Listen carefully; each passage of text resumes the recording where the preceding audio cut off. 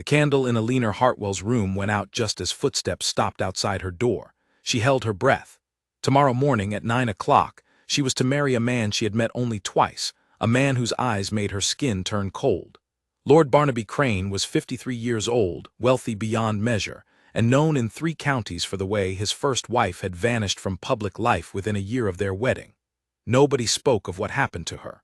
They only lowered their voices and looked away. Alina's father owed Lord Crane a debt so large it could swallow the family estate whole. The marriage would erase that debt. It would also erase Alina. She sat on the edge of her bed, still dressed, staring at the wedding gown hanging on the wardrobe door like a pale ghost waiting for morning. Her mother had died 3 years earlier. There was no one left in the house who would fight for her. Her father had already accepted the arrangement with a handshake and a glass of brandy, as though his daughter were a debt paid rather than a person lost. Through the window, she could hear the horses in the stable shifting in their stalls. She had spent more hours of her life with those animals than with any person she knew. Her father used to say she understood horses better than she understood people, and he had not meant it as a compliment. But it was true. When the world felt like a locked room, the stable had always been her window out. She rose from the bed and walked to the window, pushing it open a crack. Cold air rushed in, carrying the smell of hay and leather. Somewhere in the dark, an owl called once and went silent. Alina thought of her cousin Robert, 3 years dead now, who used to visit every summer and teach her how to sit a horse like a boy, legs gripping tight, back straight, moving as one with the animal instead of perched side saddle like a decoration. He used to laugh and say she rode better than he did. She thought of the trousers still folded in the bottom of an old trunk in the attic, clothes Robert had left behind on his last visit because he had grown too tall for them over the winter. She had kept them all this time without knowing why. Now she knew why. She crossed the room on quiet feet and eased open her door. The hallway was empty. Downstairs, she could hear her father's voice, low and satisfied, speaking with Lord Crane's steward about final arrangements for the morning. Neither man noticed the girl slipping past the top of the stairs and into the narrow servants' passage that led to the attic. The trunk was where she remembered, beneath a stack of old curtains nobody had touched in years. She lifted the lid slowly, wincing at every creak of the hinges, and found the clothes exactly as she remembered them. A rough wool shirt, a leather waistcoat scuffed at the elbows, trousers gone soft with wear, boots that were too large for Robert even then, which meant they might fit her with an extra pair of stockings. She held the shirt against herself, and for the first time that night felt something other than fear. It was a strange, sharp feeling, half terror and half hope, like standing at the edge of a cliff and realizing there might be wings hidden somewhere inside her after all. There was no time to think it through carefully. There was only the rest of this night, and then morning, and then a church, and then Lord Barnaby Crane for the remainder of her life. She had heard enough whispers about his first wife to know she would rather take her chances on the open road than sit across a dinner table from that man for 40 years. She changed quickly in the attic, shivering in the cold, fumbling with buttons that were unfamiliar in their placement. When she was dressed, she found a small looking glass propped against a broken chair and studied herself in the dim light. A thin, wiry figure looked back at her, shoulders a little too narrow, waist a little too small, but in the dark, in a hurry, perhaps it would do. She would need to cut her hair. The thought made her chest tighten, but she reached for the sewing scissors she had carried up with her and did it anyway, working in the dark by feel more than sight, letting long chestnut locks fall silently to the attic floor. When she was finished, she ran her fingers through what remained, short and uneven, and pressed her lips together to stop them from trembling. There was no going back from this. Whatever came next, the girl who had gone to sleep in that house did not exist anymore. In her place was someone new, someone without a name yet, someone who would have to invent herself out of nothing before the sun rose. She packed what little she could carry. A small pouch of coins she had saved from selling embroidery to the miller's wife over the years, never telling her father. A hunk of bread and cheese wrapped in cloth. A knife for cutting rope or bread, whichever came first. She left behind everything else, her jewelry, her books, the small portrait of her mother that she loved more than anything else in that house, because carrying them would slow her down and slowness was the one thing she could not afford tonight.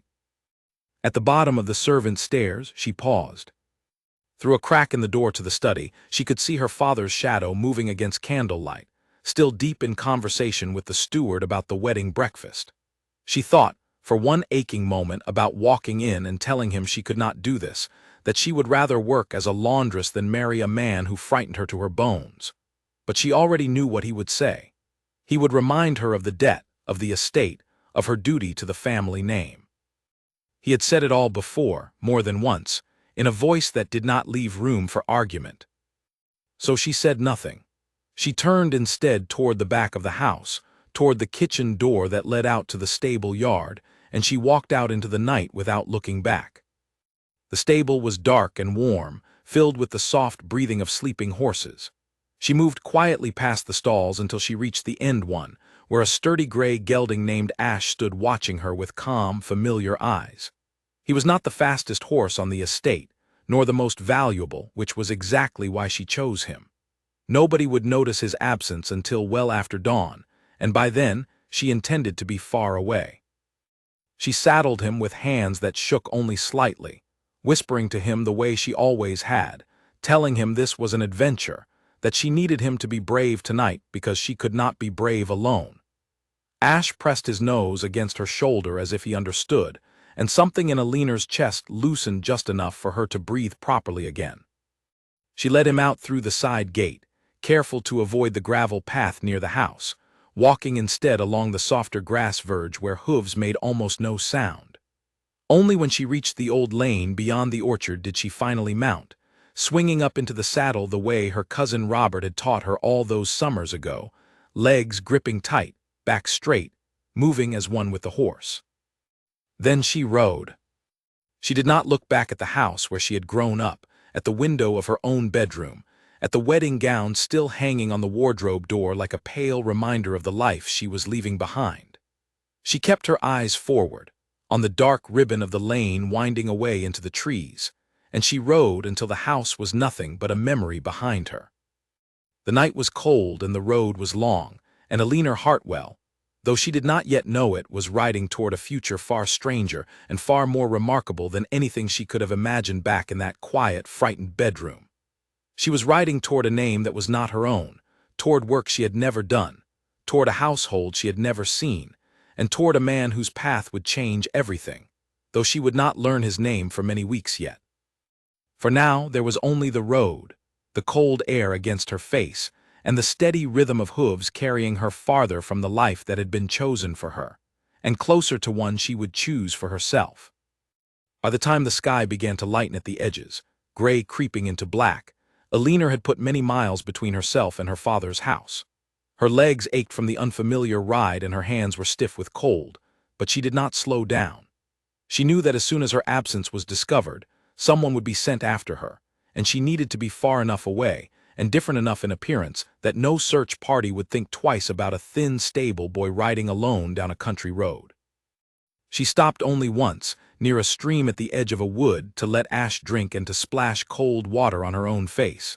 She caught her reflection rippling in the water and studied it for a long moment.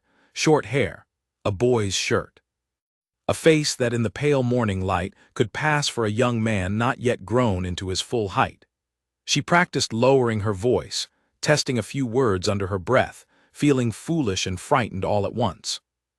"My name is Ned," she said quietly to the water, trying the sound of it. It felt strange in her mouth, like a coat that did not yet fit properly, but she said it again, and then again until it began to feel less like a lie and more like a shield. She thought of where to go next. She could not simply wander without a plan.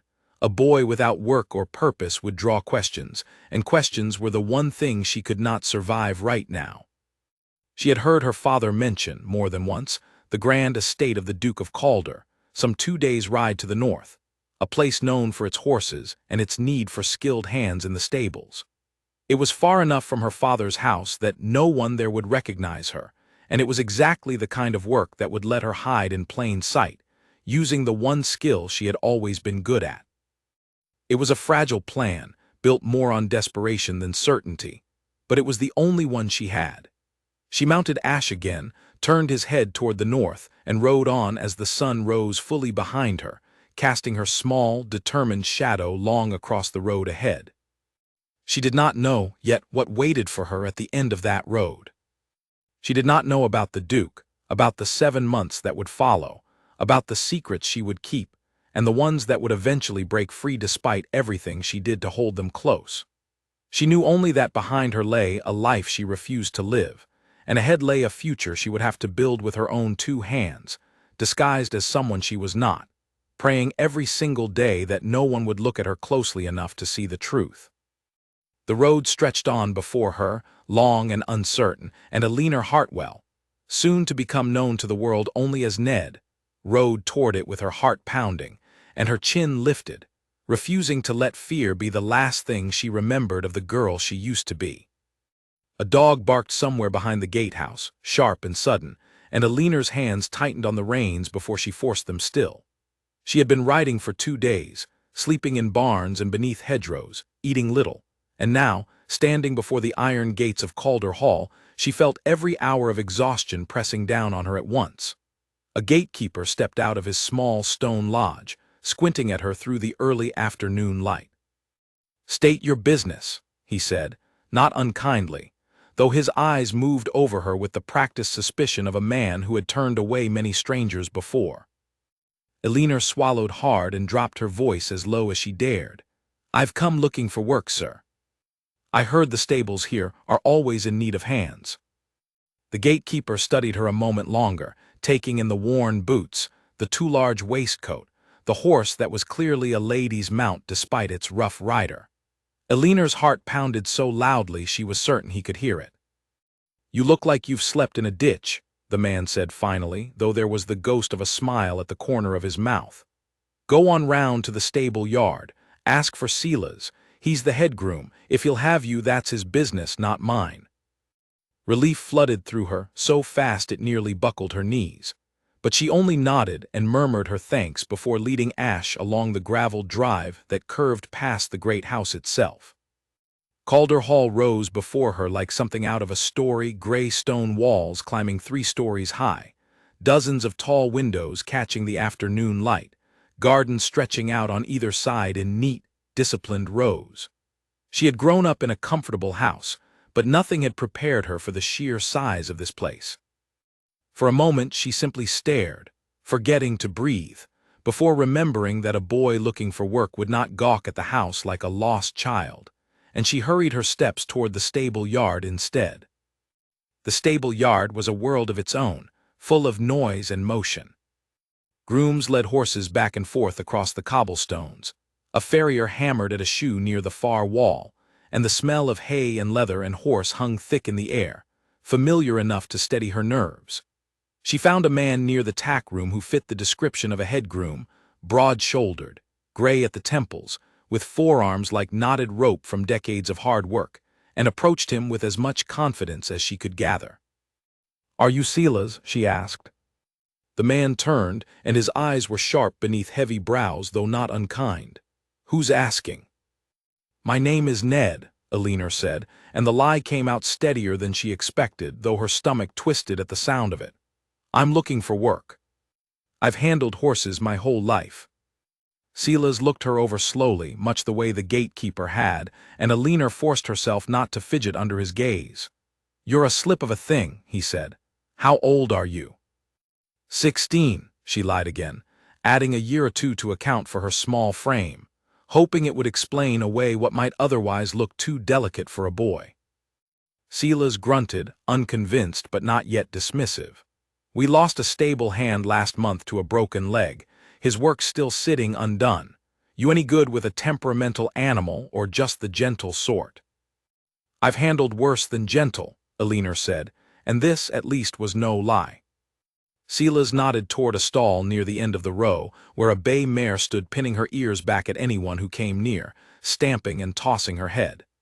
"That one's bitten 2 grooms this week alone. Settle her, and you've got yourself work. Spook her, and you've got yourself a walk back the way you came."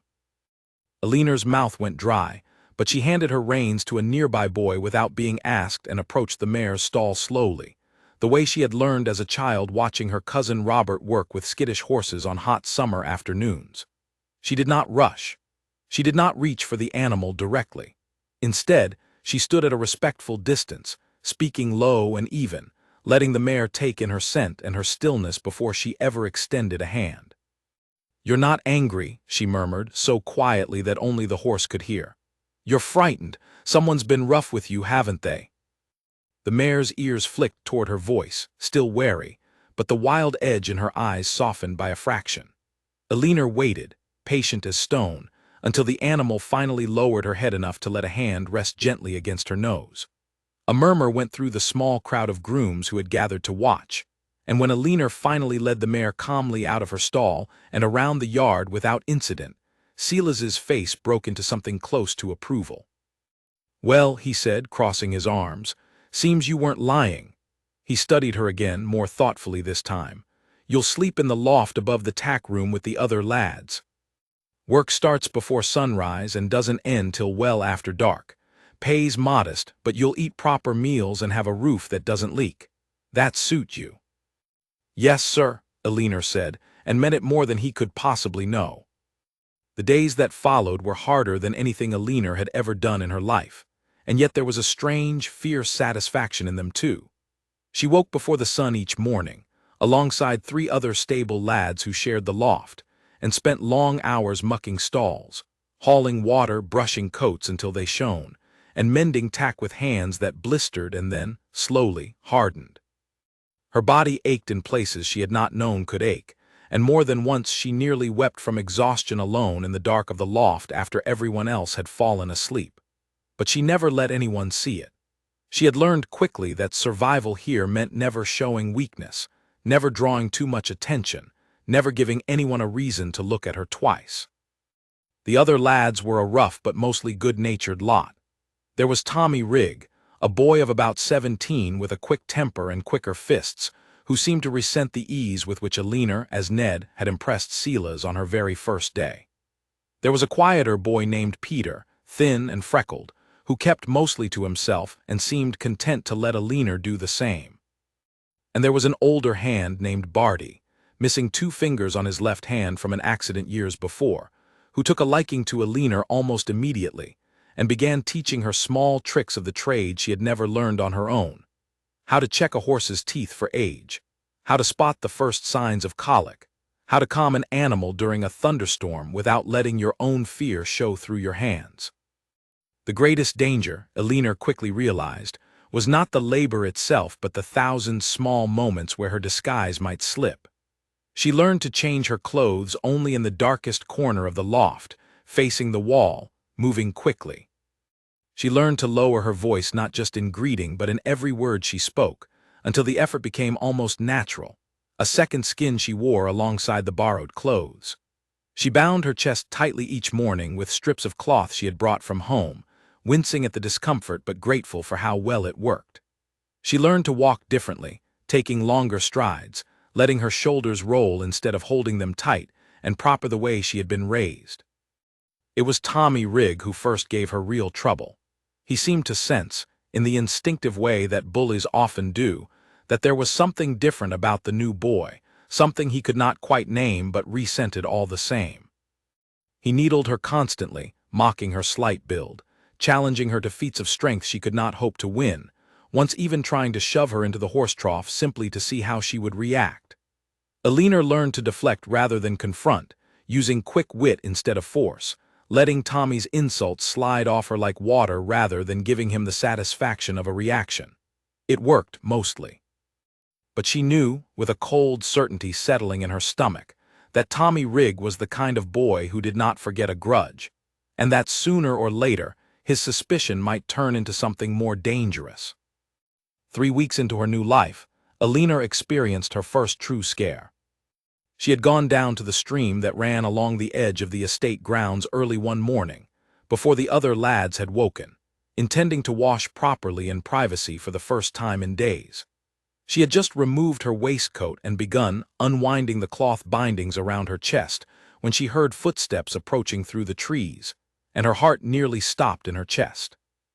She scrambled to pull her waistcoat back on, fumbling with the buttons, and turned to find Peter, the quiet freckled boy, standing at the edge of the clearing with an armful of firewood, looking at her with an expression she could not quite read. "Sorry," he said after a long, terrible pause. "Didn't mean to startle you. I come here most mornings myself before the others are up." "It's quieter." Eleanor's pulse hammered so loudly she was certain he could see it in her throat. "It's no trouble," she managed, forcing her voice low and even despite the panic clawing up her spine. Peter studied her for a moment longer, and Eleanor braced herself for questions, for accusations, for the unraveling of everything she had built in these past 3 weeks. But he only shrugged and turned back toward the path. "I won't tell Silas you were down here instead of at your chores," he said. "Everyone needs a bit of quiet sometimes." He walked away without another word, and Eleanor sank down onto a rock by the stream, shaking, unsure whether he had truly seen nothing or whether he had seen everything and simply chosen, for reasons of his own, to say nothing at all. Either way, the encounter left her rattled for days afterward, more careful than ever, checking twice over her shoulder before she so much as changed her shirt. It was around this same time that she first glimpsed the Duke.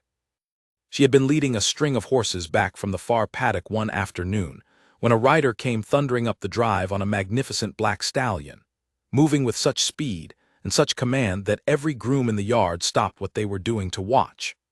The rider dismounted in one fluid motion, tossed his reins to a waiting hand without a word, and strode toward the house with the unmistakable bearing of a man who owned everything he surveyed. Eleanor caught only a brief glimpse of his face, sharp, serious, framed by dark hair that the wind had tousled during his ride, before he disappeared through the great doors, but something about the set of his jaw, the restless energy in his stride, stayed with her long after he had gone. "That's the Duke," Barty told her later when she asked, trying to sound only mildly curious rather than as struck as she had actually been. "Duke of Calder. Good master as masters go. Fair with wages, doesn't beat his help, which is more than most can say. But he's a hard man to know, keeps to himself mostly since his troubles." "What troubles?" Eleanor asked, unable to help herself.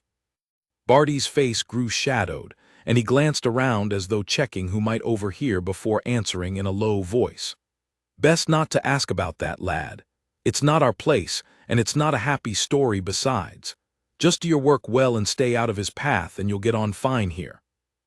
Eleanor took the warning to heart, though she found herself thinking about the Duke more often than she cared to admit over the following days, the intensity in his face, the quiet weight he seemed to carry despite his commanding presence. She told herself it was only curiosity, the natural interest anyone might have in the master of the house they now called home. She did not yet know how wrong and how right that small flicker of interest would prove to be. For now, her days settled into a steady, exhausting rhythm of labor and vigilance, each one carrying her further from the girl she had been and deeper into the boy she had invented. She mucked stalls until her back ached. She learned the names and temperaments of nearly 40 horses. She avoided Tommy Riggs needling as best she could, and grew quietly grateful for Barty's patient teaching and Peter's unexpected discretion.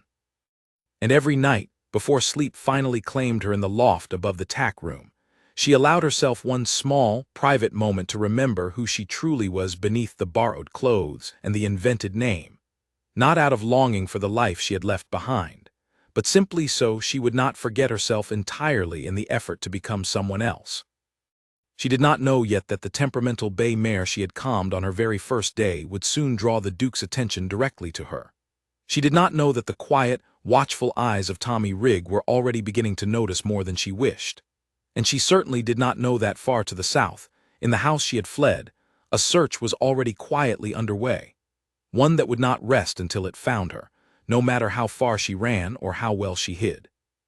For now there was only the work, the horses, and the fragile new life she was building one careful day at a time.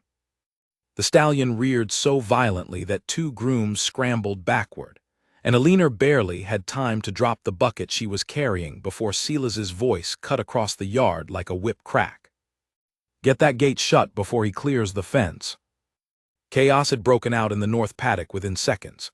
A black horse named Tempest, the The same magnificent animal Alina had once seen the Duke ride in from a distance, had somehow slipped his tether and was now careening around the enclosure in a blind panic, ears flat, eyes wide and white-trimmed, lathered with sweat. Nobody could get near him. Two grooms who had tried already lay sprawled in the dirt, one nursing a bruised shoulder, the other simply too frightened to try again. Alina did not think, she simply moved. She climbed the paddock fence before Silas could stop her, ignoring his shout of protest, and dropped down into the enclosure with her hands raised low and open, the way she had done 100 times before with frightened animals back home. Tempest wheeled toward her, nostrils flaring, and for one terrible moment she thought he might trample her where she stood. But she held her ground, did not run, did not flinch, and began speaking in the same low, steady murmur she used with every panicked creature she had ever met. "I know," she said softly, as the stallion's hooves thundered past her, close enough that she felt the wind of his passing stir her hair. "I know you're frightened. Something spooked you badly, didn't it? Something you couldn't outrun."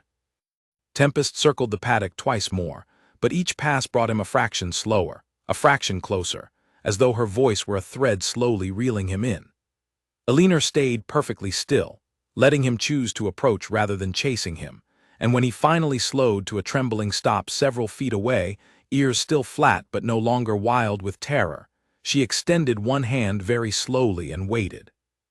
It took nearly 10 full minutes, with the entire stable yard watching in silence, before Tempest finally lowered his great head and allowed her fingers to touch his nose. A ragged cheer went up from the gathered grooms, quickly hushed by Silas, who was staring at Alina with an expression somewhere between astonishment and relief. She was still standing there, one hand resting against the stallion's damp neck, murmuring quiet nonsense to keep him calm, when she noticed the yard had gone strangely silent. She looked up and found the Duke of Calder standing just beyond the paddock fence, watching her with an intensity that made her stomach turn over. He was younger than she had expected up close, perhaps only 10 years her senior, though there was something in his eyes that seemed far older, weighted down by things she could not begin to guess at.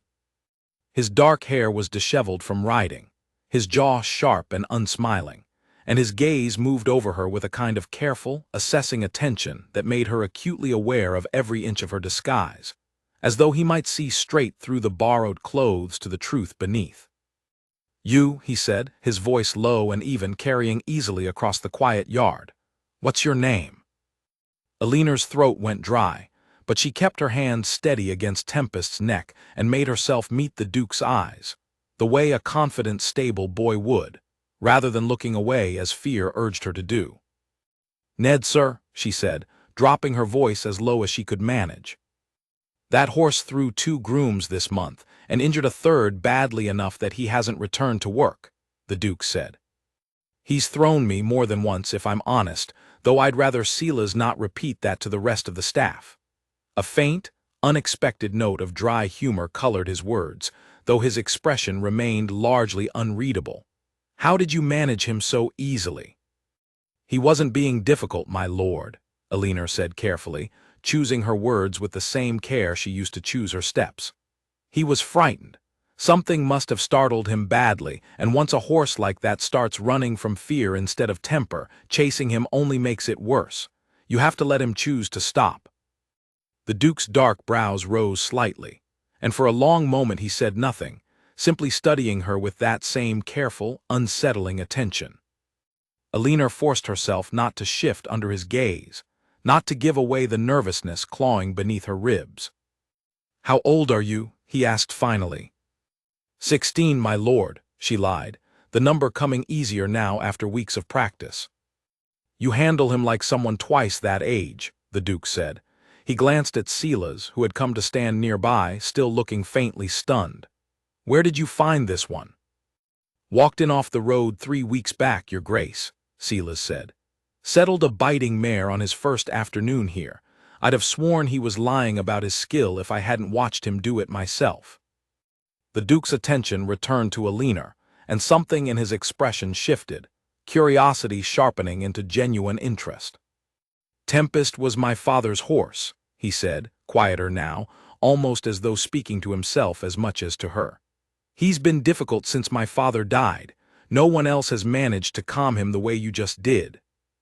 Elinor did not know what to say to that, so she simply inclined her head respectfully and said nothing, letting the silence stretch between them until the Duke seemed to shake himself free of whatever memory had briefly claimed him. "I want you working with him from now on," he said, his voice returning to its earlier, more commanding tone. "Silas, see that Ned here has whatever time and access he needs to work with Tempest directly. I won't have my father's horse sent to slaughter for lack of patience." "Yes, your grace," Silas said, though Elinor caught the faint flicker of surprise in his eyes at being given such an unusual order regarding the newest and youngest hand in his stable. The Duke gave Elinor one final, lingering look, long enough that she felt her pulse quicken in a way that had nothing to do with fear, before turning and striding back toward the house without another word. Elinor watched him go, still standing with her hand against Tempest's neck, and found herself oddly breathless in a way she could not fully explain. "Well," Barty said later that evening, once the excitement of the day had settled, and the stable yard had returned to its usual rhythm. "Never seen the Duke take a personal interest in a stable hand before, not since I've worked here. You've made quite an impression, lad." "I only did what needed doing," Elinor said, though privately she found herself replaying the encounter again and again. The Duke's sharp, assessing gaze, the brief unguarded sorrow that had crossed his face when he spoke of his father's horse, the unexpected warmth in his voice when he gave the order to Silas. She told herself firmly that it meant nothing beyond simple gratitude for a job well done. She told herself this several times, in fact, which should perhaps have warned her that it was not entirely true. Over the following days, Elinor spent long hours with Tempest in the North Paddock, gradually earning the great stallion's trust through patience and quiet consistency. She learned that he startled badly at sudden loud noises, a habit that traced back, according to Barty, to the chaotic day of the old Duke's fatal riding accident, when Tempest himself had been present, and had returned to the stable alone, riderless and terrified, carrying news of tragedy before anyone had words to explain it. Understanding this seemed to unlock something in her approach, and within a week, Tempest would follow her calmly around the paddock without lead or rein, nuzzling at her shoulder whenever she paused to rest. It was during one of these quiet afternoons that the Duke returned to the paddock unannounced, watching from beyond the fence for several long minutes before Elinor even noticed his presence. When she finally caught sight of him, she straightened quickly, brushing dirt from her trousers, suddenly self-conscious in a way she had not felt around him before. "You've done more with him in a week than anyone managed in the past year," the Duke said, letting himself through the gate and approaching slowly, careful not to startle the horse. "I confess, I'm curious how a stable boy learned such patience. Most lads your age want to prove their strength, not their gentleness." "My cousin taught me," Elinor said, and the words slipped out before she fully considered them, closer to truth than she intended to share. "He always said you couldn't force a horse to trust you. You could only earn it, the same as with a person." Something flickered across the Duke's face at that, a faint, unreadable expression that vanished almost as quickly as it appeared. "A wise cousin," he said quietly. "Is he still teaching you?" "He died some years back, my lord," Elinor said, and the grief in her voice was entirely genuine, even if the boy she claimed to be was not. The Duke was silent for a long moment, watching Tempest graze peacefully nearby, before he spoke again, his voice lower, more contemplative than commanding. "I lost my father 18 months ago. This very horse threw him during a storm, though it was the fall itself that took him, not any fault of the animals. I've kept Tempest on despite every recommendation to sell him, because I couldn't bear to lose the last living thing that remembered my father as well as I did."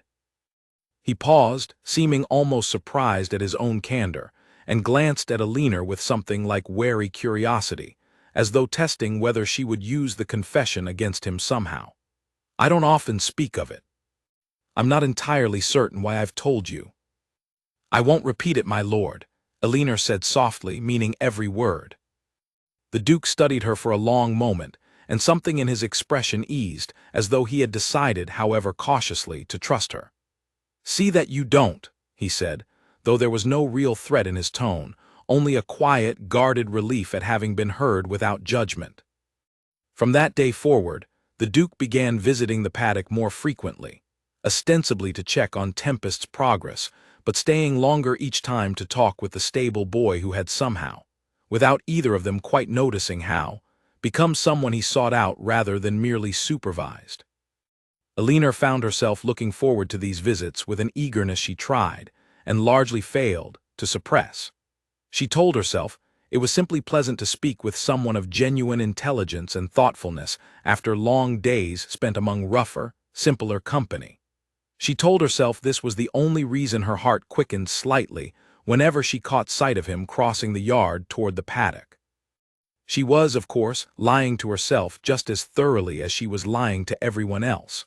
But some lies, she was beginning to learn, were far harder to maintain than others. Word of the Duke's unusual interest in the new stable hand spread quickly through the household staff, as such things always did. Most took it as simple evidence of Ned's skill with horses, nothing more. But Tommy Rigg watched the growing friendship between the Duke and the new boy with a narrowing, suspicious gaze that made Alina increasingly uneasy whenever she caught him staring. She did not yet know what exactly he suspected, only that his resentment had sharpened into something colder, something that felt less like ordinary jealousy, and more like a hunter slowly circling prey he had not yet decided how to catch. For now, though, Alina allowed herself to focus on the good rather than the looming danger. Tempest grew calmer by the day. The Duke's visits grew longer and more frequent. And in the quiet hours of the paddock, surrounded by nothing but grazing horses and honest conversation, Alina Hartwell, still wearing the borrowed name of Ned, still bound tightly beneath rough clothing that hid the truth of who she was, began, cautiously, and against every warning her own good sense provided, to fall a little further under the spell of a man who did not yet know her real name. The letter arrived on a rainy Tuesday morning, and Alina knew something was wrong the moment she saw Silas's face go pale as he read it near the tack-room door. "Trouble?" Barty asked, noticing the same thing Alina had. "Just household business," Silas muttered, folding the letter quickly and tucking it into his coat, though his eyes flicked briefly toward Alina before he turned away, and something cold settled low in her stomach at the memory of that glance. She told herself it meant nothing. She told herself this often these days, about a great many things. Weeks had passed since the day the Duke first noticed her skill with Tempest, and in that time her life at Calder Hall had changed in ways she could never have anticipated.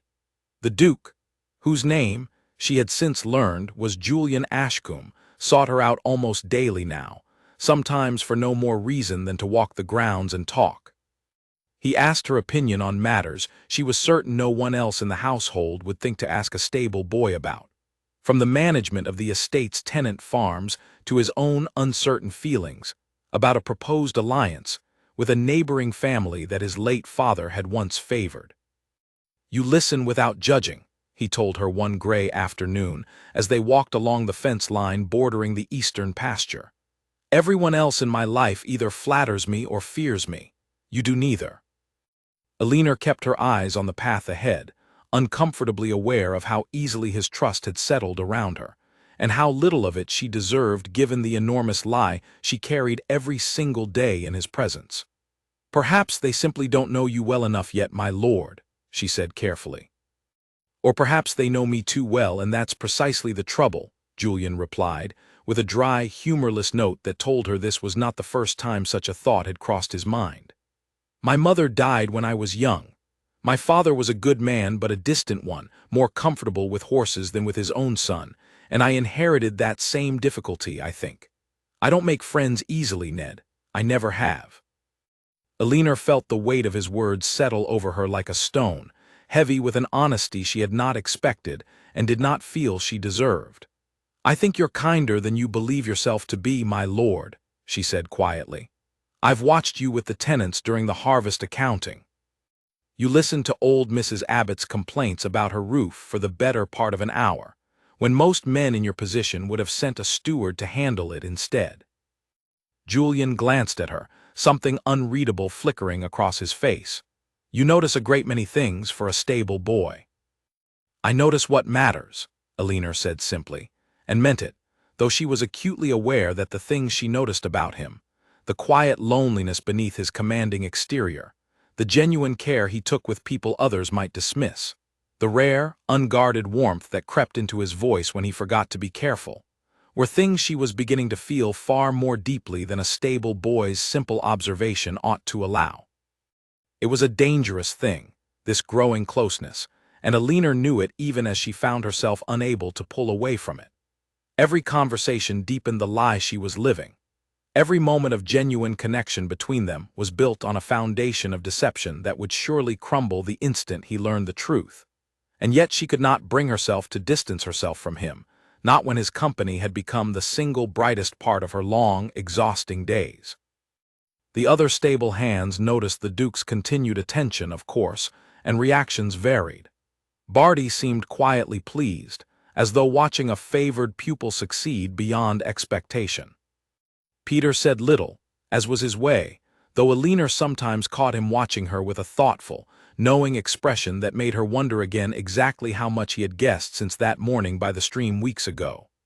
Tommy Rigg, however, grew steadily more hostile, his resentment curdling into something sharper with each passing week. "Teacher's pet," he sneered one evening, shoving past Elinor hard enough to knock a bucket from her hands as they finished the day's chores. "Wonder what the Duke would think if he knew what a strange little thing you really are. Never seen a boy so careful about changing his clothes where no one can see. Never seen one flinch so hard when Danny grabbed your arm the other day during that scuffle." Elinor's blood ran cold, but she forced her expression into careful, bored indifference, the same mask she had practiced for weeks now. "Maybe I just don't care for being manhandled," she said flatly, bending to retrieve the fallen bucket rather than meeting his eyes. "Unlike some, I don't need to shove people around to feel important." Tommy's jaw tightened, and for a moment she thought he might push the matter further, but he only spat on the ground near her boots and stalked off toward the loft, muttering under his breath. Elinor stood there a long moment afterward, hands trembling slightly around the bucket's handle, acutely aware that Tommy's suspicions were growing sharper by the day, even if he had not yet pieced together the full truth. She resolved that night to be even more careful. She began waking earlier than the others to change and prepare herself in complete privacy before anyone else stirred. She avoided situations that might require physical closeness with the other lads, inventing small excuses to step away from wrestling matches or rough games that broke out during rare idle hours. She kept her interactions with Tommy as brief and unremarkable as possible, refusing to give him any further fuel for his suspicion. But avoiding Tommy proved far easier than managing her growing feelings for the Duke, which seemed to deepen with every stolen conversation, every quiet walk along the paddock fence, every unguarded smile Julian allowed himself in her presence. She began to notice small things about him she had no business noticing.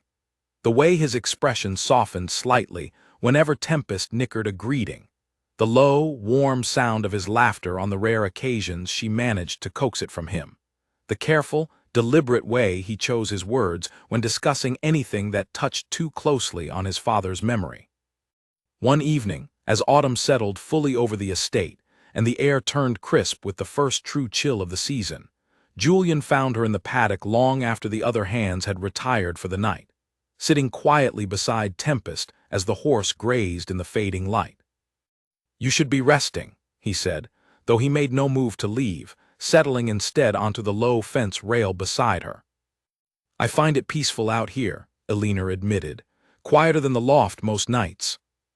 Julian was silent for a long moment, watching the last colors of sunset bleed across the sky above the distant tree line.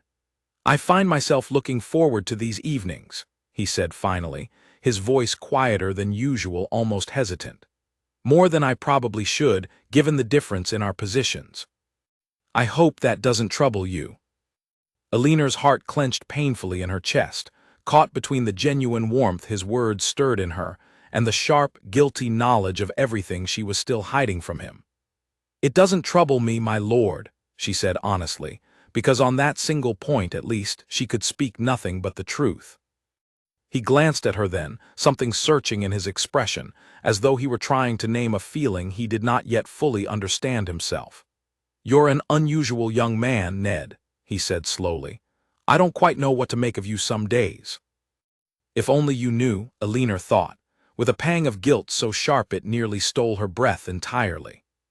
But she only offered a small, careful smile, and let the comment pass without response, watching the last light fade from the sky while Tempest grazed peacefully nearby, entirely unaware of the quiet, complicated tangle of feelings settling between the two figures seated at the paddock fence.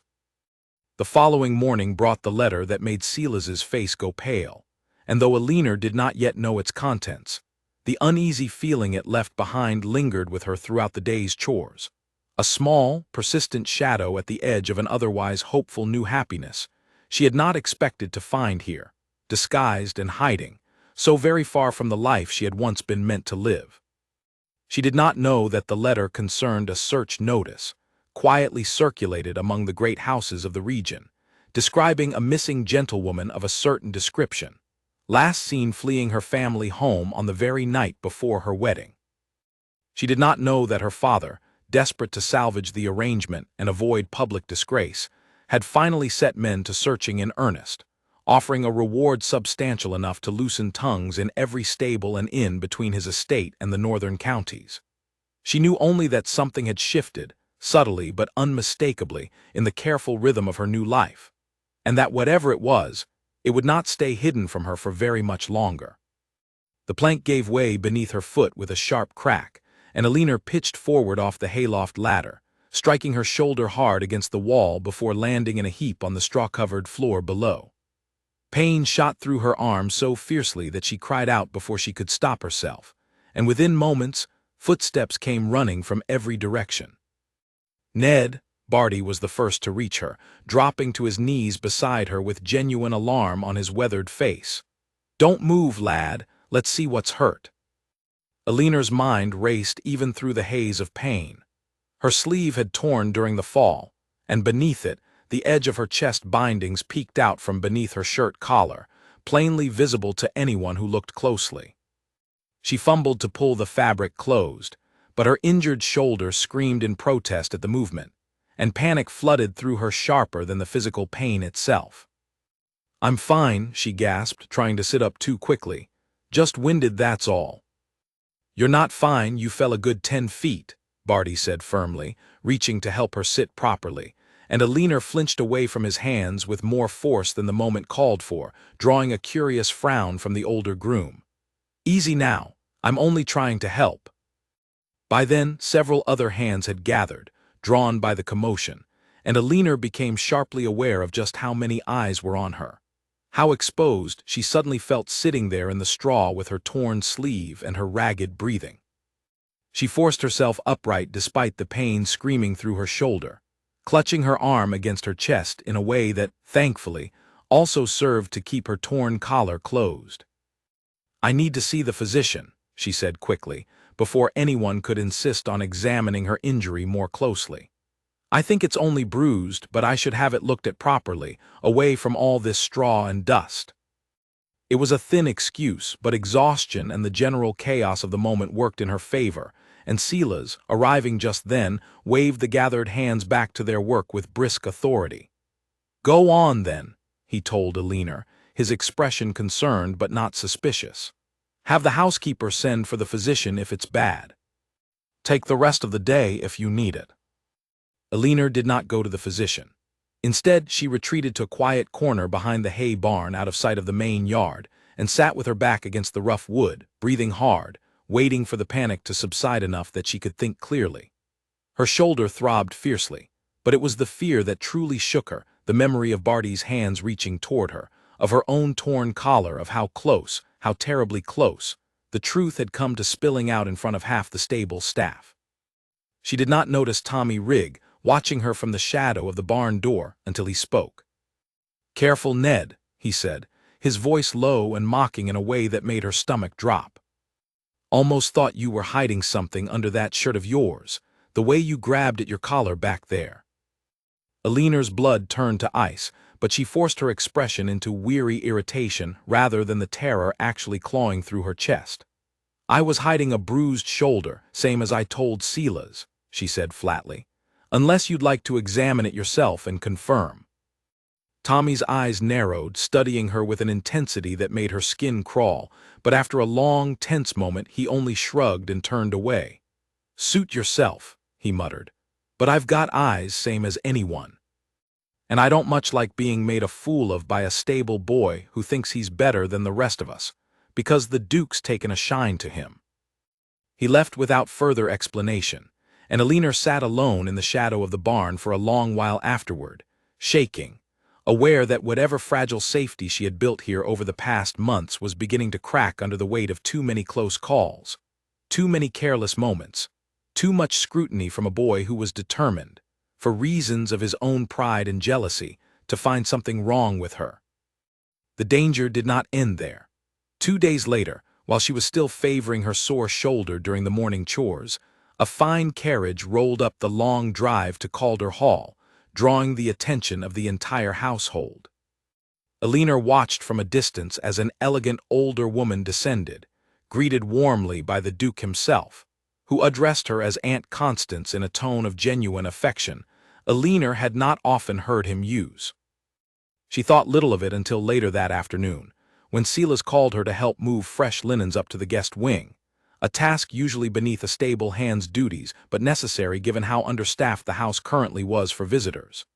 As she carried an armful of folded sheets down a corridor near the guest rooms, she rounded a corner directly into the path of the visiting aunt, who stopped short and studied her with sudden, startling intensity. "You," the older woman said slowly, her sharp eyes moving over Alina's face with an attention that made her pulse spike with alarm. "Forgive me, but you remind me remarkably of someone. A young woman I once knew, years ago, through mutual family connections in the southern counties. The resemblance is quite striking, particularly around the eyes." Alina's heart slammed against her ribs so hard she feared the woman might hear it. "I'm sure it's only a coincidence, my lady," she said, keeping her voice as low and steady as she could manage despite the panic rising in her throat. "I've no family in the southern counties that I know of." The aunt continued studying her for a long, uncomfortable moment, tilting her head slightly as though trying to place the memory more precisely, and Alina forced herself to hold still under the scrutiny rather than flee, knowing that sudden movement would only draw more suspicion. Finally, the older woman shook her head slightly, as though dismissing the thought, though a faint, unresolved curiosity still lingered in her expression. "How strange," she murmured, more to herself than to Alina. "The mind plays odd tricks sometimes." She offered a polite, distracted smile and continued on her way down the corridor, leaving Alina standing frozen in place, the stack of linens trembling slightly in her arms. She did not breathe easily again until the carriage finally departed 3 days later, carrying the observant Lady Constance away from Calder Hall, and Alina prayed fervently, away from whatever half-formed memory had briefly threatened to unravel everything she had built here. But the danger, she was beginning to understand with growing dread, was not confined to a single visiting relative or a suspicious stable hand. It was everywhere now, woven into every interaction, every careless moment, every close call that seemed to multiply the longer she remained at Calder Hall. And somewhere beyond the estate's peaceful borders, though she did not yet know the full extent of it, men were actively searching for a missing gentlewoman matching her exact description, following whispered rumors and offered rewards from one great house to the next, drawing steadily, inexorably closer with each passing week. It was Peter who finally brought her the news that confirmed her worst fears, finding her alone in the tack room late one evening as she mended a worn bridle by candlelight. "There's a man asking questions in the village," he said quietly, closing the door behind him with unusual care. "Came through this afternoon while you were out with Tempest. Says he's looking for a young woman who ran from an arranged marriage some months back. Offering a fair reward for information." Alina's hands went still on the leather in her lap, her heart pounding so loudly she was certain Peter must hear it. "Why are you telling me this?" she asked carefully, not daring to give away more than the question itself. Peter met her eyes steadily, and something in his expression told her, with sudden, absolute clarity, that he had known the truth for far longer than she had ever suspected. "Because I think you already know why," he said simply. "And because I don't much care for reward money, if it means seeing someone sent back to a life they were brave enough to run from." Eleanor's breath caught, tears of surprised gratitude pricking sharply behind her eyes, though she blinked them back before they could fall. "Thank you," she whispered, the words woefully inadequate against the enormity of what he was offering her. "Just be careful," Peter said, moving toward the door. "Tommy's not the only one who's noticed things, even if he's the loudest about it. And that man in the village isn't the sort who gives up easily." He left her alone with the bridle still half-mended in her lap and the candle flickering low, and Eleanor sat there for a long while afterward, staring into the flame, understanding with sudden, sobering clarity that the peaceful, fragile life she had built here, the horses, the friendships, the quiet, growing warmth she felt whenever the Duke sought out her company, could all come crashing down at any moment, through no greater fault than a stranger's sharp memory, a jealous rival's suspicion, or the simple, relentless persistence of men paid well to find exactly what she had spent 7 long months trying desperately to hide.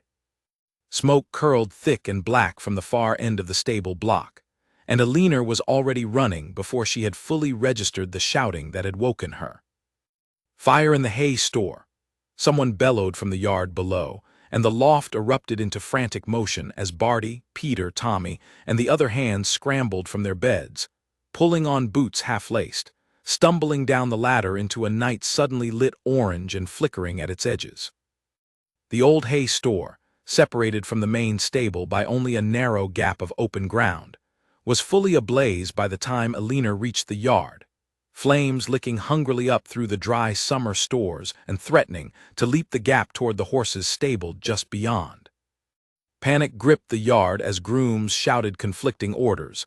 Buckets were passed hand to hand from the well with too much haste and too little coordination, and somewhere within the burning building, a trapped animal screamed. "That's one of the yearlings," Barty shouted over the roar of the flames. "Got shut in there this evening for the farrier's visit tomorrow, must not have been let back out proper." Eleanor did not hesitate. She snatched a wet cloth from the trough nearest her, pressed it hard against her mouth and nose, and sprinted toward the burning building before Silas could shout the order to stop her. "Ned, no!" Barty's voice cracked with alarm behind her, but she was already through the door, smoke thick and choking around her, heat pressing against her skin like a living thing. She found the yearling in the second stall, eyes wild with terror, rearing against the door in blind panic, and she forced herself to move slowly despite every instinct screaming at her to hurry, murmuring low and steady even as her lungs burned and her eyes streamed from the smoke. "Easy," she gasped, fumbling the stall latch open with trembling fingers. "Easy now, we're getting out together."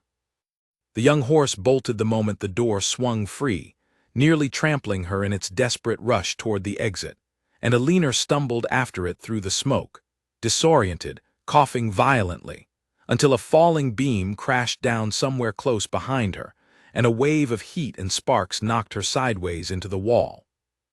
Pain flared sharp across her arm where it struck something hard, and for one terrifying moment she could not find the door, could not see anything through the thick, blinding smoke pressing in from every direction. Then hands seized her, strong and certain, hauling her bodily through the doorway and out into the cool night air, and she collapsed against solid ground, coughing so hard her whole body shook, dimly aware of the yearling being led safely away toward the far paddock by relieved hands. "You reckless fool," a voice said above her, rough with fear rather than anger, and Eleanor looked up through streaming eyes to find the Duke himself kneeling beside her, his face pale with alarm, his hands gripping her shoulders as though checking for injury with an urgency that went far beyond simple concern for a stable hand. "You could have been killed in there." "The horse," Eleanor managed between coughs, "is safe, thanks to you, though I'd have gladly lost the horse rather than risk you going in after him."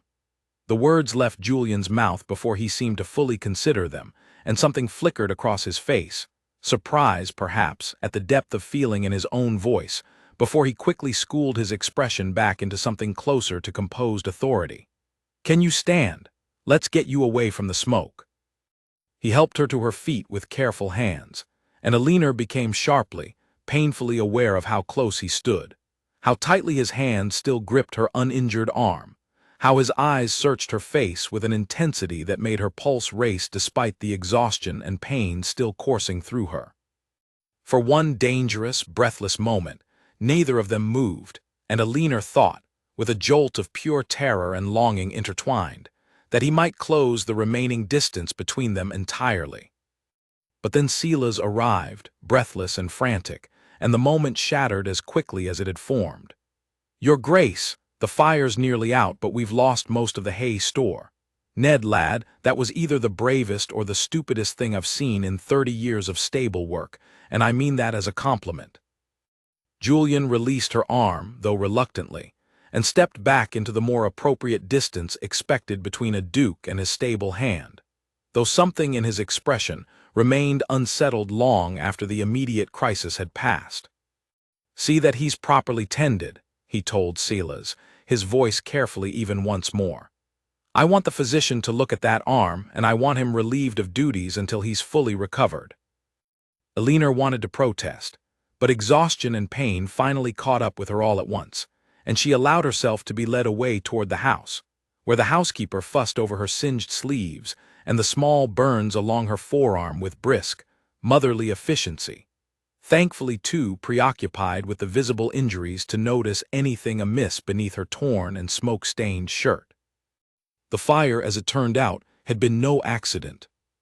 Investigation the following day revealed signs of a carelessly discarded lantern near the hay store's entrance, and suspicion quickly fell upon a traveling farrier's assistant, who had been drinking heavily in the village the previous evening and had not been seen since.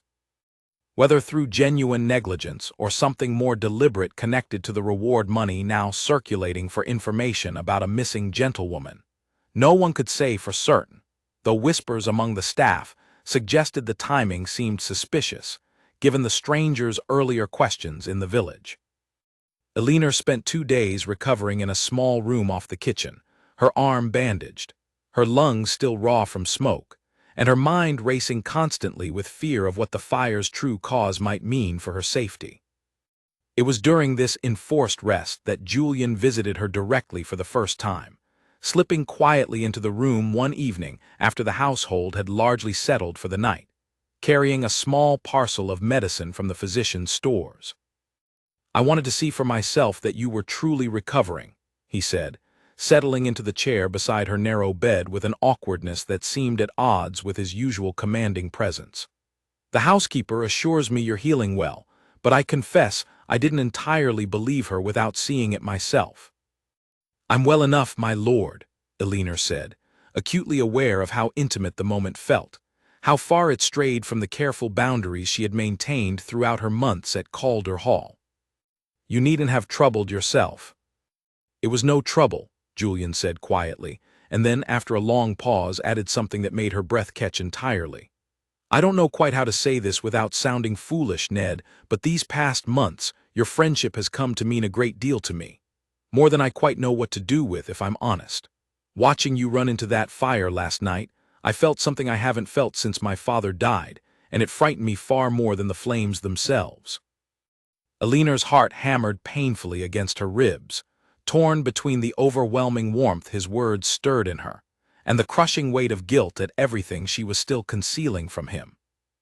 "My lord," she began carefully, "there is a great deal about me that you don't know." "Then tell me," Julian said, leaning forward slightly, his dark eyes intent upon her face in the dim candlelight. "Whatever it is, I think I'd rather know the truth than continue wondering." For one long, trembling moment, Alina nearly told him everything: the wedding she had fled, the false name she carried, the desperate disguise she had worn for 7 long months to survive. The words rose to her lips, aching to be spoken at last after so many months of careful silence. but fear closed her throat before the confession could fully form, fear of his reaction, fear of what it might mean for her safety if word reached beyond this room. Fear, most of all, of losing the fragile, precious trust they had built together should he discover how thoroughly she had deceived him from the very first day they met.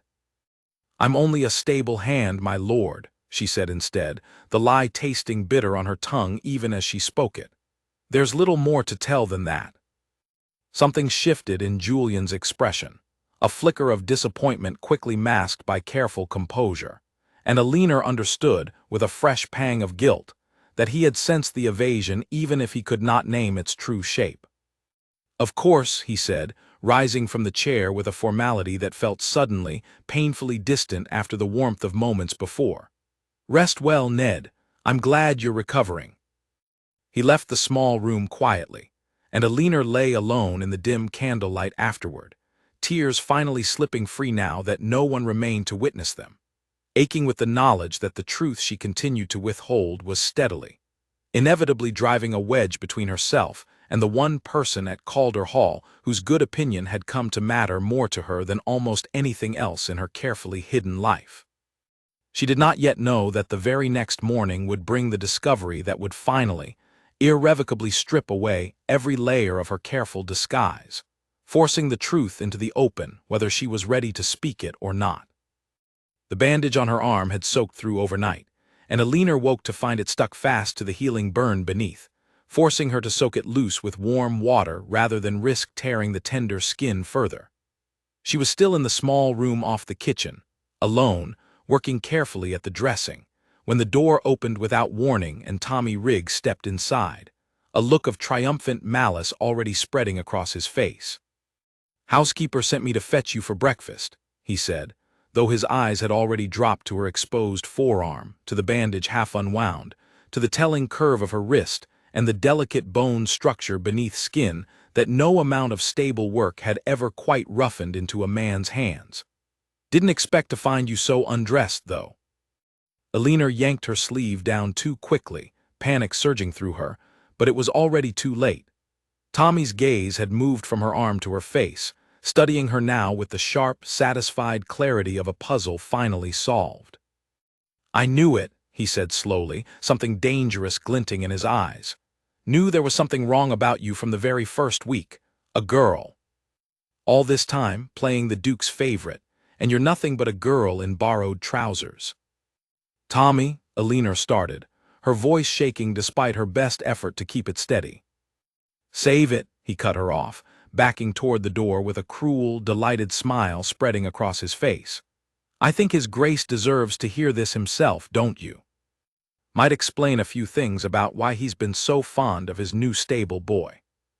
He was gone before she could stop him, and Alina scrambled to her feet, heart pounding with a terror sharper than anything she had felt even in the burning stable, chasing after him through the corridors of the servants' quarters and out into the main house, heedless now of who might see her running, of how strange it must look for a stable hand to be racing through the family's private halls in such a state of undress and panic. She caught up to Tommy just outside the Duke's study, where he had already knocked and been admitted, and she arrived breathless in the doorway to find Julian rising from behind his desk, his expression already shifting from mild irritation at the interruption to something far more complicated as Tommy delivered his triumphant accusation. "She's not a boy at all, Your Grace," Tommy was saying, practically vibrating with self-satisfaction. "I saw her arm just now, plain as day. It's a woman's arm.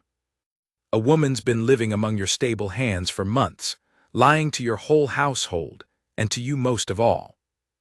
Julian's gaze moved slowly from Tommy to Alina, standing frozen in the doorway, her chest heaving from the desperate run through the house, and something in his face closed like a door slamming shut, all the warmth of recent weeks vanishing behind a wall of shock and something that looked unbearably like betrayal. "Leave us," Julian said quietly, his voice carrying an authority that brooked no argument, and Tommy, though clearly disappointed at being denied whatever satisfaction he had hoped to witness, retreated from the room with a final, gloating glance at Alina before closing the door behind him. Silence stretched between them, heavy and terrible, until Julian finally spoke, his voice tight with barely controlled emotion. "Is it true?" Eleanor's hands trembled at her sides, but she could not bring herself to lie any further, not now, not with the truth already laid bare before them both. "Yes," she said softly. "My name is Eleanor, Eleanor Hartwell. I am not a boy, and I have not been honest with you, my lord, not from the very first day we met." Julian's jaw tightened, and he turned away from her briefly, running a hand through his dark hair with an agitation she had never before seen him display. 7 months, he said finally, his voice low and rough. 7 months you've lived under my roof, worked in my stables, spoken with me nearly every day, and not once did you think to tell me the truth. I told you things I've told no one else, Eleanor, or whatever your true name is. I trusted you. I wanted to tell you, Eleanor said, tears finally breaking free despite her best effort to hold them back. So many times I nearly did, but I was frightened, my lord, more frightened than I can properly explain. My life depended on this disguise. I fled my own home the night before I was to marry a man I feared deeply. A man everyone whispered dark things about, and I had nowhere else to go, no other way to survive except to become someone I was not. Something shifted slightly in Julian's expression at this, a flicker of surprise breaking through the anger, though his voice remained tightly controlled. "A forced marriage," he said slowly. "You fled a forced marriage." "Lord Barnaby Crane," Eleanor said, the name tasting like poison even now, months removed from the fear it had once inspired in her. "My father owed him a debt too large to pay any other way. I was to be the payment." Julian's expression darkened further at the name, though for entirely different reasons than his earlier anger. "I know the name," he said grimly. "Not well, but well enough. There have long been rumors about that man that no decent household would repeat in polite company." He fell silent for a long moment, visibly wrestling with the tangled weight of everything he had just learned. "That does not excuse the deception, Eleanor, but I confess, it makes it considerably more difficult for me to remain as angry as I believe I ought to be." "I understand if you wish me to leave," Eleanor said quietly, bracing herself for the words even as they threatened to break something vital inside her chest. "I never meant to deceive you out of malice, my lord. Only out of desperation, and then, I confess, out of fear of losing something that had come to matter to me more than I ever expected it would." Julian's eyes met hers then, something raw and unguarded flickering behind the careful composure he had maintained throughout their conversation. "What did it come to mean to you?" he asked, his voice quieter now, stripped of the earlier anger. Eleanor's breath caught at the vulnerability in the question, at the sudden shift from wounded authority to something far more personal. "You, my lord," she said honestly, because there was nothing left to hide now, no further point in careful evasion. "Our conversations, your trust. I told myself for months that my growing feelings meant nothing, that they were foolish and impossible given everything I was hiding from you. But I could not stop them regardless, no matter how hard I tried." The silence that followed stretched long and fragile between them, filled with everything neither of them yet knew how to say plainly.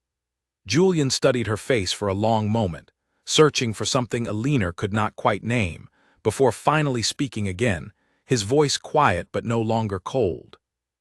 "I need time," he said, "to properly consider everything you've told me, the deception, the reasons behind it. What it means for both of us now that the truth has come out." He paused, and something almost gentle entered his expression despite the evident turmoil still working behind his eyes. "But know this, Eleanor Hartwell, whatever else is true, I do not believe you are the deceitful, calculating creature Tommy Rigg clearly wishes me to think you are. Give me a day. I will send for you once I've had time to think clearly." Eleanor nodded, though her heart ached fiercely at the uncertainty in his words, at the very real possibility that this careful, measured response might yet give way to rejection once the initial shock had fully settled. She left the study on unsteady legs, aware that word of the revelation would spread through the household within hours regardless of what Julian ultimately decided, and that whatever fragile safety she had built at Calder Hall over these past 7 months now hung entirely in the balance. dependent on a decision. She had no power to influence beyond the truth she had already, finally, spoken aloud.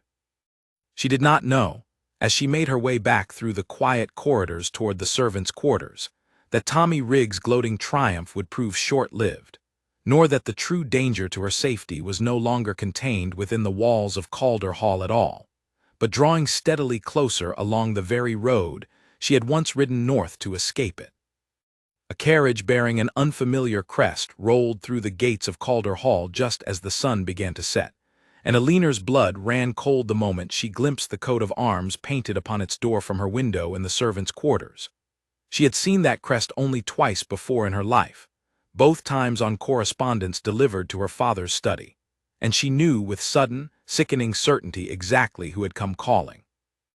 Lord Barnaby Crane himself stepped down from the carriage, older and colder in person than even her worst memories had preserved him, accompanied by a stern-faced man she did not recognize, likely the very agent who had been asking questions in the village for weeks. Alina's hands trembled violently as she watched from behind the curtain, every instinct screaming at her to run, though she knew, with heavy certainty, that there was nowhere left to run to. She was found within the hour, summoned by a footman to appear before the Duke in the great hall, where she arrived to find Julian standing tense and rigid beside his desk, Lord Crane seated across from him with an expression of cold, satisfied confidence that turned Alina's stomach the moment she entered the room. "There she is," Lord Crane said, rising slowly, his eyes moving over her with proprietary satisfaction that made her skin crawl. "Alina Hartwell, you've led us on quite a chase, my dear.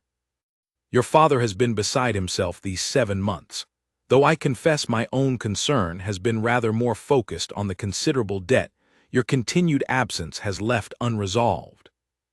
"I am not your dear," Alina said, her voice shaking but her spine straightening with a resolve that surprised even herself. "I never agreed to this marriage. I fled it because I feared for my safety, and nothing has changed in 7 months to make me feel differently now." Lord Crane's expression hardened, the veneer of civility slipping just enough to reveal the cruelty beneath. "Your feelings on the matter were never particularly relevant, girl.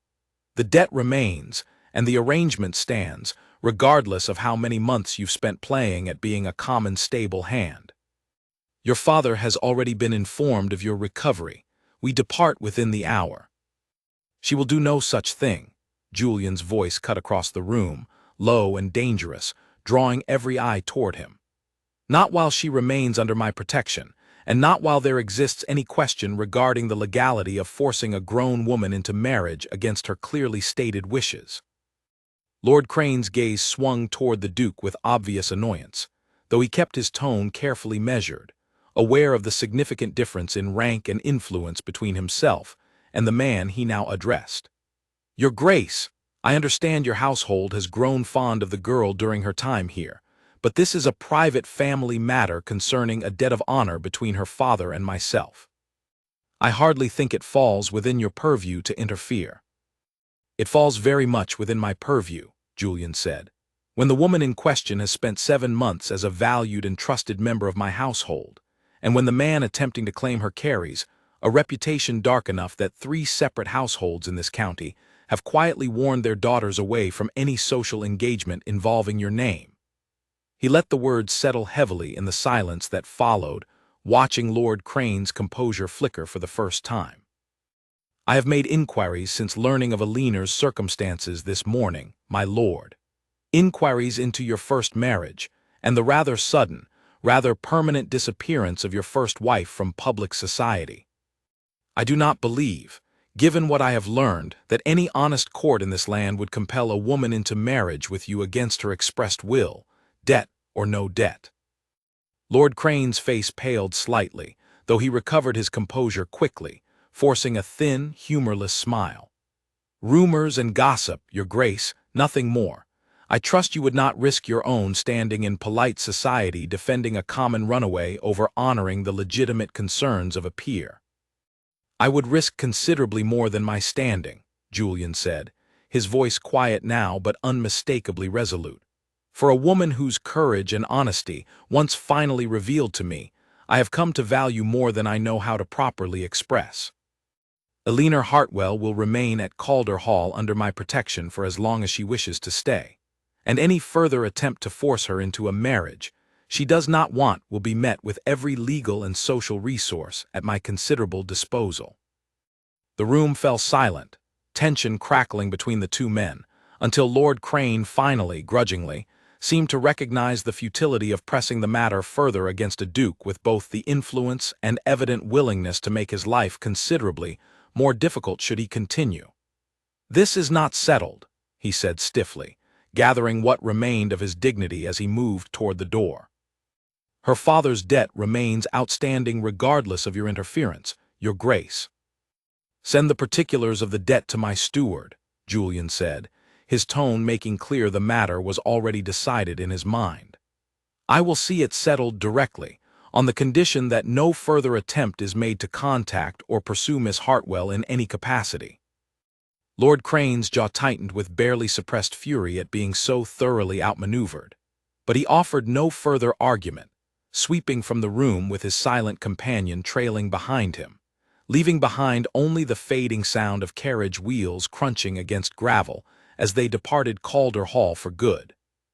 Eleanor stood frozen in the sudden quiet that followed, scarcely able to believe the swift, decisive turn events had taken, tears of overwhelming relief finally breaking free as the full weight of 7 months' fear began, at last, to lift from her shoulders.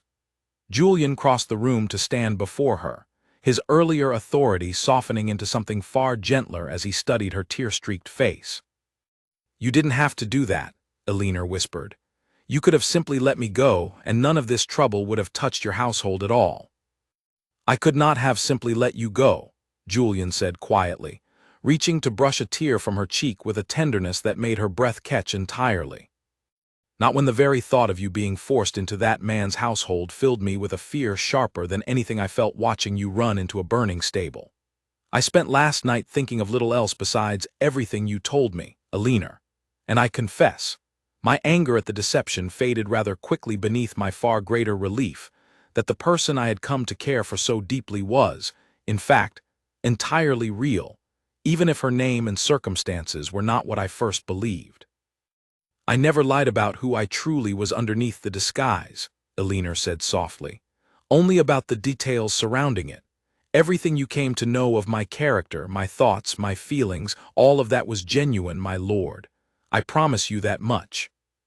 "Julian," he corrected gently, "I think, given everything we've weathered together these past months, you might finally call me by my given name rather than my title." A small, watery laugh escaped her despite the emotional weight of the moment, and something in the easy warmth between them settled back into place, deeper and more honest now than it had ever been able to be while her true identity remained hidden.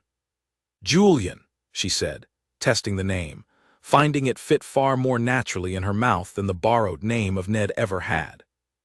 "Stay," he said simply, taking her hands in his.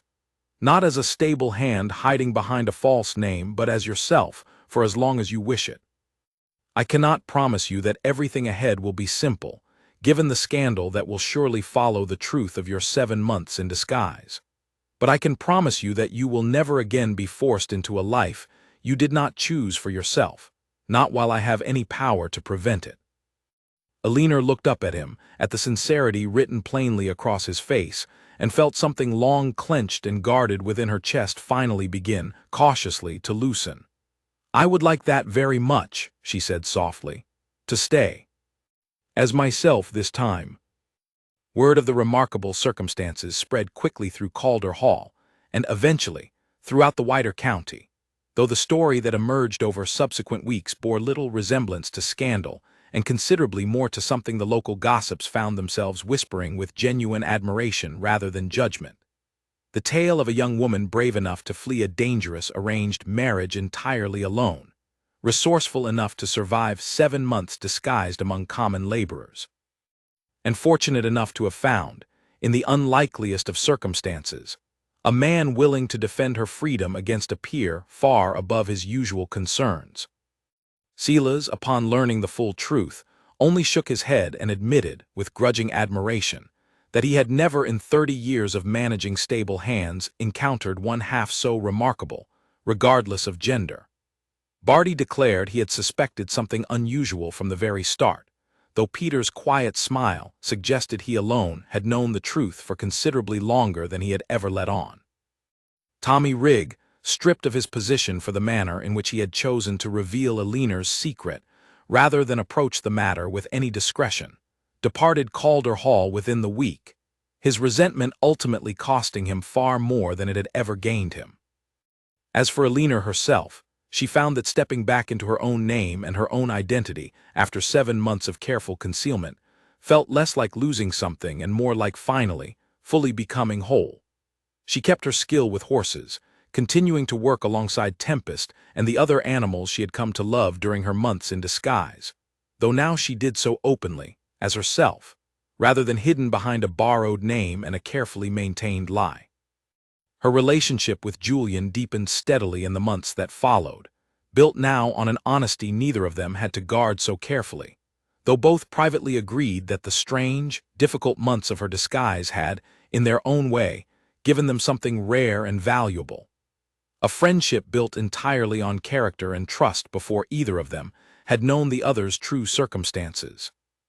Untainted by the usual considerations of rank and expectation that so often shaped courtships among their class. When Julian eventually asked for her hand, many months later, in the same quiet paddock where Tempest had first brought them together, Eleanor accepted not out of desperation or arranged obligation, but out of genuine love freely given and freely returned, choosing for herself at last the life and the future she truly wanted, rather than one imposed upon her by anyone else's design. The girl who had once fled her father's house in borrowed trousers, disguised beneath a false name and a desperate hope for survival, had found, against every reasonable expectation, not merely safety but genuine happiness, earned through her own courage, her own resourcefulness, and her own unwavering refusal to accept a fate that was never truly hers to begin with.